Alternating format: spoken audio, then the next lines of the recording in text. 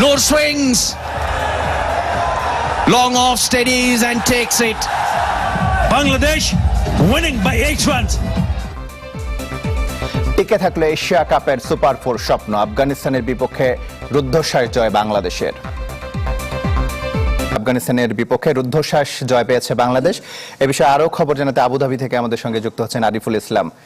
বাংলাদেশ নিজেদের অস্তিত্ব বাঁচিয়ে রাখলো এবারের এশিয়া কাপে। খুবই ক্লোজ মার্জিনে তারা আফগানিস্তানের বিপক্ষে জয় পেয়েছে, মাত্র 8 রানের জয়। তবে এই জয়ের কারণে বাংলাদেশ কিন্তু সুপার 4-এর মিশনে টিকে আছে, যদিও তাদের তাকিয়ে থাকতে হবে পরের ম্যাচটার দিকে, যে ম্যাচে মুখোমুখি হবে আফগানিস্তান এবং শ্রীলঙ্কা। এবং বাংলাদেশের জন্য এখন একটাই উপায়, প্রার্থনা করা শ্রীলঙ্কার জন্য। যদি শ্রীলঙ্কা জিতে যায় তাহলে বাংলাদেশ সুপার 4-এ অর্থাৎ এশিয়া কাপের শেষ 4-এ কোয়ালিফাই করবে। এবং সব থেকে বড় ব্যাপার, আজকে বাংলাদেশ 154 রান করেছে, যার জবাবে আফগানিস্তান তারা আটকে গেছে 146 রানে।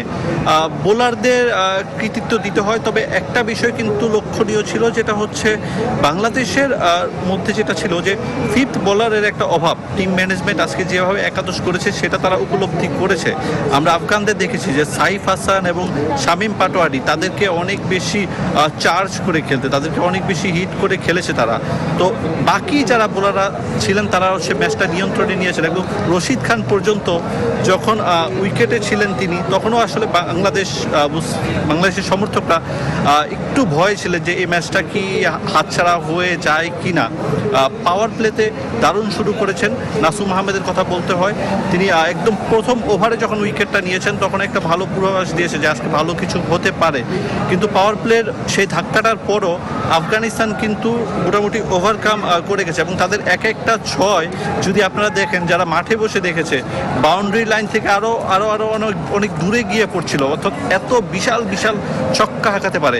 আমরা ওমর জাইকে দেখেছি, আমরা গুরবাজকে দেখেছি, Rashid Khan, no look shot তিনি যেভাবে খেলছিলেন, টাইগার বোলারদের মনে ভয় ধরাটা স্বাভাবিক। তো একটা সময় পর্যন্ত আসলে আফগানিস্তান এবং বাংলাদেশ দুদলের হাতেই ম্যাচটা ছিল। একদম শেষ দিকে টাইগাররা তাদের যে মানসিকতা, সেই মানসিকতা ধরে রেখে সেই চাপ জয় করে শেষ পর্যন্ত এই ম্যাচটা নিয়ন্ত্রণে নিতে পেরেছে। তবে আরও একটা বিষয় বলতেই হয়, সেটা হচ্ছে বাংলাদেশের আজকের যে রান 154 রান তারা করেছে 5 উইকেটে, এই রানটা আরও বড় হতে পারত। প্রথম 10 ওভারে বাংলাদেশ করেছে 87 রান এবং পরবর্তীতে যদি দেখেন সেক্ষেত্রে হচ্ছে শেষ 5 ওভারে বাংলাদেশ করতে পেরেছে মাত্র 35 রান। অর্থাৎ লাস্ট ওভারগুলোতে সেখানে যে রানটা বাড়িয়ে নেওয়ার যে প্রয়াস, সেটা আমরা তাদের মধ্যে দেখিনি।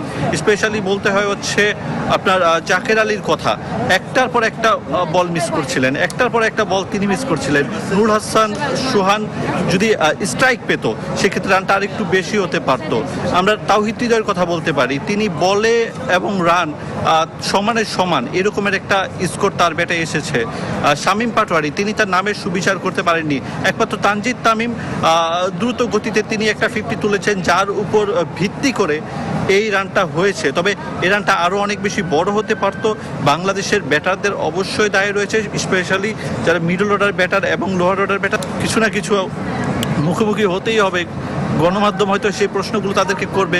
আজ কিছুক্ষণ পরেই আসলে প্রেস কনফারেন্সটা শুরু হবে এই আবুধাবির শেখ জায়েদ স্টেডিয়ামে। তো দেখা যাক আসলে তাদের প্রতিক্রিয়া কি হয়। আর একই সঙ্গে টিম ম্যানেজমেন্ট যে শুধুমাত্র নেতিবাচক মানসিকতা নিয়ে ব্যাটিং ডেপথ বাড়িয়ে এভাবে একাদশ সাজালো। জয় বাংলাদেশ পেয়েছে ঠিকই, তবে আদতে আসলে সেটা ক্রিকেটটা খেলতে পেরেছে কিনা সেটা কিন্তু একটা প্রশ্ন রয়েই যায়, কারণ রানটা আরও অনেক বেশি বড় হতে পারত। আরিফ, আপনার আশপাশে বাংলাদেশি কোনো সমর্থক থাকলে তাদের উৎসাহ উদ্দীপনার খবর একটু জানাতেন আমাদের।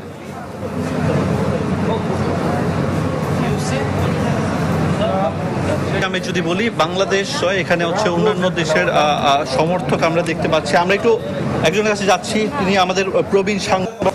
ছোট্ট করে আতিফ ভাইয়ের কাছে যদি কমেন্ট নিতে চাই, আমরা চ্যানেল 24-এর নিউজে লাইভে রয়েছি। আজকের ম্যাচটা কেমন দেখলেন? ভালো, খুব ভালো। এক্সপেক্ট করেছিলেন? এক্সপেক্ট করেছিলাম, মানে এরপরে এক্সপেক্ট করেছিলাম। উইকেটটা বাংলাদেশের মুস্তাফিজের জন্য খুব ভালো উইকেট ছিল।